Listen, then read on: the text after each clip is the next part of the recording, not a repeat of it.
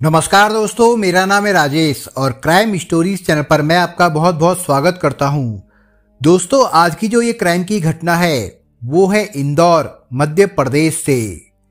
24 साल की तनु का रंग हालांकि बहुत साफ नहीं था, लेकिन कुदरत ने उसे काफी सुंदर बनाया था। आम तौर पर तनु जैसी महत्वाकांक्षी लड़कियां जो सपने देखती है उन्हें किसी भी शर्त पर या कोई भी जोखिम उठाकर पूरे करना भी जानती है, पर इसके लिए जो कीमत उन्हें चुकानी पड़ती है वो कभी कभी इतनी भारी पड़ जाती है कि सौदा अंततः उनके लिए घाटे का साबित होता है। तब उनके पास हाथ मलने और अपनी नादानियों पर पछताने के सिवाय कुछ नहीं रह जाता है। जिंदगी को कुछ इसी तरह हल्के में लेने की कीमत तनु ने कैसे चुकाई, ये जानने से पहले तनु के बारे में जान लेना जरूरी है। इंदौर के गोयल नगर स्थित अड़ोस पड़ोस अपार्टमेंट में रहने वाली तनु राजौरिया की उम्र तब महज 11 साल थी जब उसकी मां का निधन हो गया था। इस उम्र में लड़कियां शारीरिक और मानसिक बदलावों के दौर से गुजरते हुए तनाव में रहती है। ऐसे में मां की कमी उन्हें और असुरक्षित बना देती है। यही तनु के साथ भी हुआ। तनु के पिता श्याम सिंह राठौर ने दूसरी शादी नहीं की, लेकिन इस बात का अंदाजा उन्हें था कि इस उम्र की बेटी की परवरिश कर पाना उनके लिए आसान नहीं है। लिहाजा उन्होंने उसे अपनी साली यानी तनु की मौसी अनीता के पास भेज दिया। अनीता श्याम सिंह की इस उम्मीद पर खरी उतरी कि सौतेली मां से बेहतर सगी मौसी होती है। तनु को पालने पोसने में अनीता ने ना कोई कसर रखी ना भेदभाव किया, लेकिन तनु जैसे जैसे बड़ी होती गई वैसे वैसे अपनी मर्जी की मालकिन होती गई। अनीता ने तो अपनी तरफ से पूरी कोशिश की थी कि अपनी दिवंगत बहन की बेटी को बेहतर संस्कार दे, पर जवान होती तनु के सपने आम लड़कियों से कुछ हटकर थे। मौसी के घर कौशल्यापुरी में तनु ने जवानी में कदम रखा तो उसके इर्द गिर्द लड़कों की भीड़ जमा होने लगी। तनु हर किसी को भले घास नहीं डालती थी, लेकिन उसकी खूबसूरती के चर्चे हर कहीं होने लगे थे। वजह थी एक छरहरी युवती का भरे बदन का होना। उसकी लंबी नाक और बड़ी बड़ी आंखें और पतले होठ पर पसरी एक शोख मुस्कुराहट किसी का भी दिल धड़का देने के लिए काफी थी। हालत ये थी कि मोहल्ले का हर लड़का तनु की नजदीकियां पाने को बेताब रहने लगा, लेकिन कोई भी तनु के तयशुदा पैमानों पर खरा नहीं उतरा था। उसे जो बातें अपने सपनों के हीरो में चाहिए थी वो आखिरकार उसे दिखी चंदन राजौरिया में। चंदन कांग्रेस का छोटा मोटा नेता और पेशे से प्रॉपर्टी ब्रोकर था। वो दबंग भी था, जिससे दूसरे लड़के उससे खौफ खाते थे। 2-4 मुलाकातों में ही तनु ने उसे और उसने तनु को दिल दे दिया। आजकल की लड़कियों को जैसे लड़के भाते हैं, चंदन ठीक वैसा ही था। मासूका का ख्याल रखने वाला, उस पर पैसे लुटाने वाला और सज संवर कर रहने वाला। लच्छेदार बातों और वादों में भी वो माहिर था। तनु अब हवा में उड़ने लगी थी, पर उसकी शुरू होती प्रेम कथा के किस्से शायद उड़ते उड़ते पिता श्याम सिंह के कानों तक पहुंच गए थे। इसलिए उन्होंने बेटी की शादी अहमदाबाद के एक तेल और गुड़ व्यापारी से न केवल तय कर दी बल्कि कर भी दी। तनु और चंदन प्यार के रास्ते पर अभी इतने दूर नहीं पहुंचे थे कि वापस ना लौट पाए। तनु शादी करके अहमदाबाद चली गई तो चंदन अपनी नेतागिरी और प्रॉपर्टी डीलिंग के छोटे मोटे कामों में लग गया, पर दोनों ही एक दूसरे को भूल नहीं पाए। ससुराल में तनु का मन नहीं लगा। वजह जैसी जिंदगी और पति उसे चाहिए था वो उसे नहीं मिला। दुकानदार पति सुबह दुकान पर चला जाता तो देर रात को वापस आता था। अकेली वो खींच उठती। तनु के लिए शादीशुदा जिंदगी के मायने होटलिंग, शॉपिंग और मौज मस्ती भर थे। जो पूरे नहीं हुए तो वो पति से बात बात पर झगड़ा करने लगी। इससे जल्दी ही दाम्पत्य टूटने की कगार पर आ पहुंचा। यही वो चाहती भी थी, लेकिन इसकी वजह कुछ और थी। वजह थी उसका पूर्व प्रेमी चंदन राजौरिया। शादी के बाद पहली बार विदा होकर तनु मायके इंदौर आई तो चंदन से सामना होने पर दबा प्यार जाग उठा। कहाँ वो बोर दुकानदार पति और कहाँ ये बिंदास चंदन। चालाक चंदन ने जल्द ही तनु की इस कसमकस को भांप लिया और उसकी गदराई जवानी हासिल करने का उसे ये सुनहरा मौका लगा। लिहाजा पहले तो उसने तनु की ख्वाहिशों को हवा दी और फिर उन्हें पूरा करने के लिए शादी की पेशकश कर दी। तनु के लिए तो ये अंधा क्या चाहे दो आंखें जैसी बात थी, पर चंदन से शादी करने के लिए जरूरी था पति से तलाक, जो आजकल खास तौर से नई पत्नियों के लिए मुश्किल काम नहीं है। तनु दोबारा अहमदाबाद गई तो चंदन के प्यार में महक रही थी। उसने पति से की जाने वाली कलह की तादाद बढ़ा दी। फलस्वरूप तलाक मांगा तो पति को भी मानो मुंह मांगी मुराद मिल गई, क्योंकि वो तनु की बेहुदा हरकतों और रोज रोज के झगड़ों से परेशान हो चुका था। तलाक के बाबत तनु ने पति से 5 लाख रुपए मांगे तो उसने खुशी खुशी देकर पत्नी से छुटकारा पा लिया। तनु इंदौर वापस आई तो चंदन और उसकी मां शादी के लिए तैयार बैठे थे। पति से लिए 5 लाख रुपए उसने चंदन को दे दिए। कुछ दिन बाद चंदन ने वादा निभाते हुए उससे शादी कर ली। चंदन की मां राजकुमारी से उसकी अच्छी पटरी बैठती थी। चंदन से शादी के बाद उसके 2 साल अच्छे से गुजरे, ठीक वैसे ही जिस तरह से वो शादी से पहले सपने देखा करती थी। पर यह शादी नहीं, एक सौदा था जिसके तहत तनु ने अपने पहले पति से गुजारे के लिए गए 5 लाख रुपए बतौर दहेज चंदन को दे रखे थे। लेकिन यहाँ भी दोनों के बीच वाद विवाद और झगड़े होने लगे। चंदन का मकसद तनु की जवानी और खूबसूरती भोगना था, जो पूरा हो गया था। 1 साल बाद ही इनके यहाँ एक बेटी हुई जिसका नाम विनी रखा गया। चंदन का बदलता बर्ताव और बेरुखी देखकर तनु को समझ आने लगा कि इससे अच्छा तो वो दुकानदार पति ही था जो उसका पूरा ध्यान रखता था। झगड़े इतने बढ़ गए कि दोनों का साथ रहना दुर्भर हो गया। ऐसे में सास राजकुमारी ने तनु की परेशानी हल की। उसने उसे समझाया कि जब चंदन से नहीं पट रही है तो उसे तलाक दे दो और एवज में 10,000 रुपए हर महीने लेती रहो। तनु के मायके वालों का जी उसकी हरकतों के चलते पहले ही उचट चुका था। लिहाजा उन्होंने उसकी दूसरी शादी के विवाद में ना कोई दखल दिया और ना ही दिलचस्पी दिखाई। चंदन को तलाक देकर तनु अलग गोयल नगर के अपार्टमेंट अड़ोस पड़ोस के फ्लैट नंबर 103 में बेटी के साथ रहने लगी। रिश्तों की ऐसी सौदेबाजी टीवी सीरियलों में ही देखने को मिलती है। तनु ने पहले पति से एकमुश्त 5 लाख रुपए लिए थे और दूसरे से 10,000 रुपए महीना ले रही थी। एक तरह से ये देह की या यौन सुख की कीमत वसूलने जैसी बात है, जिसका कोई अफसोस या गलानी उसे नहीं था। अब तनु आजाद थी, पर जल्द ही ये आज़ादी उसे खलने लगी। इंदौर जैसे औद्योगिक शहर में एक अकेली लड़की का बिना किसी सहारे के रहना नामुमकिन नहीं तो मुश्किल जरूर है। गोयल नगर में शिफ्ट होने के बाद भी चंदन उससे मिलने आया करता था। ना जाने किस जादू के जोर से दोनों के बीच के विवाद सुलझ गए थे।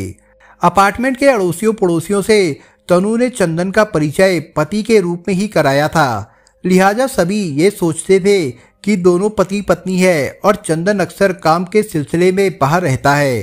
तन की भूख फिर से दूसरे पति से बुझने लगी तो तनु चंदन के पाँव में बिछने लगी और इस तरह बिछने लगी कि जब चंदन ने अपनी दूसरी शादी की बात उसे बताई तो उसके चेहरे पर सिकन तक नहीं आई। सिकन तो दूर की बात, सन 2015 में इस अनूठी शादी में विचित्र किंतु सत्य जैसी बात यह हुई कि आमंत्रण पत्र में तनु का नाम बतौर चंदन की बहन छपा था। जाने क्या खिचड़ी तनु, चंदन और राजकुमारी के बीच पकी, जो तनु अपने दूसरे पति की शादी में बहन की हैसियत से शामिल हुई और बारात में जमकर नाची थी। इतना ही नहीं, चंदन की सुहाग की सेज भी उसने अपने हाथों से सजाई। किसी भी तरह के साहित्य में शायद ही ऐसी किसी घटना का वर्णन देखने को मिले जो इंदौर की इस शादी में घटित हुआ था। शादी के बाद भी चंदन गोयल नगर में तनु के पास आता जाता रहा और तनु की हर तरह की जरूरत भी पूरी करता रहा। 10,000 रुपए महीने तो वो उसे दे ही रहा था। तनु अपनी तन्हाई से समझौता करके संतुष्ट हो चली थी, लेकिन चंदन के मन में उसे लेकर कुछ और ही चल रहा था, जो अब तक उसकी रग रग से वाकिफ हो चुका था। चंदन का असली धंधा क्या था, इसका अंदाजा तनु को नहीं था। वो तो उसे प्रॉपर्टी ब्रोकर समझती रही थी, जिसके एक बड़े कांग्रेसी नेता से अच्छे संबंध थे। चंदन का एक दोस्त था, महिम शर्मा। वो पेशे से वैसा ही पत्रकार था जैसा कि चंदन नेता, यानी कहने भर के लिए। फिर भी दोनों में अपने अपने धंधे की ठसक भी थी और पैसा भी अच्छा खासा था। दरअसल चंदन और महिम दोनों मिलकर एक गिरोह चलाते थे, जिसका काम लोगों को खास तौर से व्यापारियों को फांस कर उन्हें ब्लैकमेल करना था। इसके लिए कई खूबसूरत लड़कियां इन दोनों ने पाल रखी थी, जिनका काम सोशल मीडिया के जरिए व्यापारियों को फंसाना होता था। शिकार जब जाल में फंस जाता था तो ये लड़कियां किसी लॉज, होटल या फ्लैट में उसे बुलाती थी और उसके साथ वैसी ही वैरायटी वाली सेक्सी हरकतें करती थी जैसी अश्लील फिल्मों में दिखाई जाती है। नई तकनीकों से अनजान व्यापारी इन लड़कियों के साथ सेक्स का लुत्फ उठाते थे, पर इस बात का एहसास उन्हें नहीं होता था कि उनकी हरकतें कैमरे में कैद हो रही है, जो एक बार अगर दुनिया के सामने आ जाए तो उनकी इज्जत धूल में मिल जाना तय थी। इसी से बचने के लिए कितने ही व्यापारी चंदन और महिम को पैसा दे चुके थे। इसका ठीक ठाक हिसाब किताब शायद ही कोई दे पाए, क्योंकि अधिकांश क्या सभी व्यापारी अपनी फिल्में देखकर पसीने पसीने हो उठते थे और डरते भी थे कि अगर ये वायरल हो गई तो वे कहीं के नहीं रहेंगे। घर गृहस्थी तो चौपट होगी ही, समाज और रिश्तेदारी में भी छिछलेदारी होगी। इसलिए वे चुपचाप इन दोनों को मुंह मांगा पैसा दे देते थे। इस काम में इकलौती दिक्कत इन दोनों को ये थी कि जिस लड़की को ये चारे के रूप में इस्तेमाल करते थे उसे अच्छी खासी रकम देनी पड़ती थी और एक नया राजदार भी बनाना पड़ता था, जो कि एक तरह का खतरा ही था। चंदन और महिम ब्लैकमेलिंग के इस धंधे के खासे विशेषज्ञ हो चुके थे और मन ही मन उन अधेड़, जवान और बूढ़ों की हालत पर हंसते भी थे, जो कमसिन लड़कियों के जिस्म की चाहत में आकर गाढ़ी कमाई उन्हें दे जाते थे। चंदन का ध्यान जब इस तरफ गया कि अगर तनु उनके गिरोह में शामिल होकर काम करने को तैयार हो जाए तो बात सोने पे सुहागा वाली होगी। उस पर बुरी तरह फिदा तनु ना केवल भरोसेमंद थी, बल्कि उसका सेक्सी जिस्म उसकी दूसरी खूबी थी, जिसकी ब्लैकमेलिंग के धंधे में खासी अहमियत होती है। चंदन को ये तो समझ में आ गया था कि पैसों के बाबत तनु ज्यादा मुंह नहीं खोलेगी, लेकिन अपनी पूर्व पत्नी को इतना तो वो जानने ही लगा था कि वो इस काम के लिए कभी तैयार नहीं होगी। वो जैसी भी थी, पर उसके अपने कुछ उसूल थे जिनसे ब्लैकमेलिंग की बात मेल नहीं खाती थी। बिस्तर में चंदन के मुताबिक कुलाटियां खाने वाली तनु इस काम के लिए आसानी से तैयार होगी, इसमें उसे शक था। इसके बाद भी उसे कोशिश करने में हर्ज महसूस नहीं हुआ।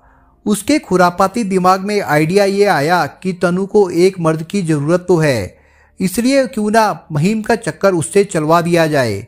इससे होगा ये कि अगर महिम और तनु के बीच जिस्मानी ताल्लुकात कायम हो गए तो आसानी से तनु को शीशे में उतारा जा सकता है।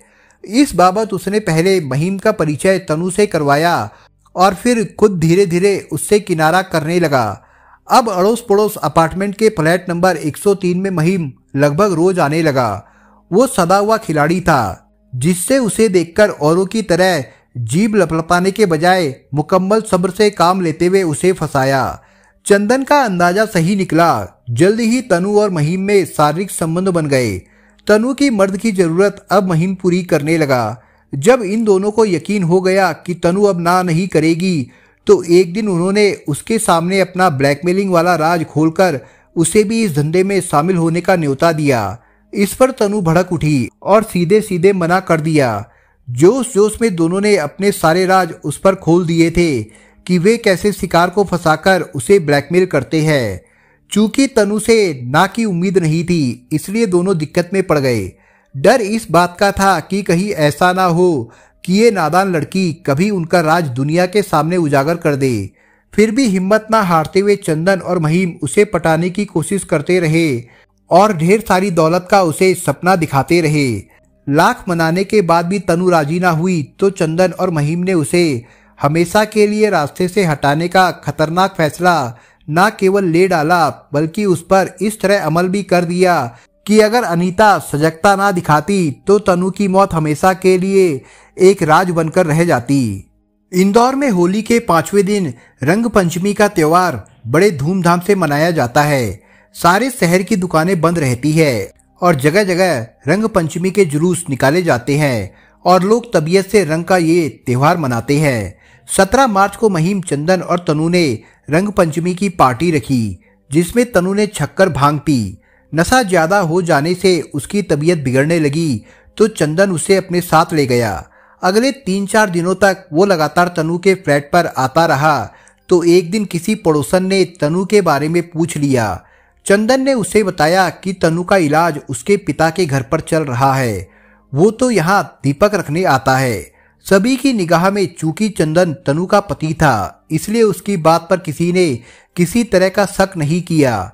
25 मार्च को तनु का जन्मदिन था। उस दिन मौसी अनीता उसे बधाई देने के लिए फोन लगाती रही, पर उसका फोन लगातार स्विच ऑफ जा रहा था।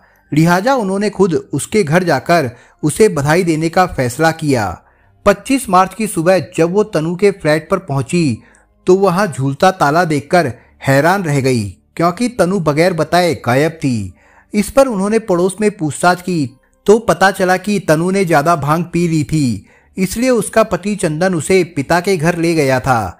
अनीता ने श्याम सिंह को फोन किया तो जवाब मिला कि तनु तो उनके यहाँ आई नहीं है। वो किसी अनहोनी की आशंका से घबरा गए।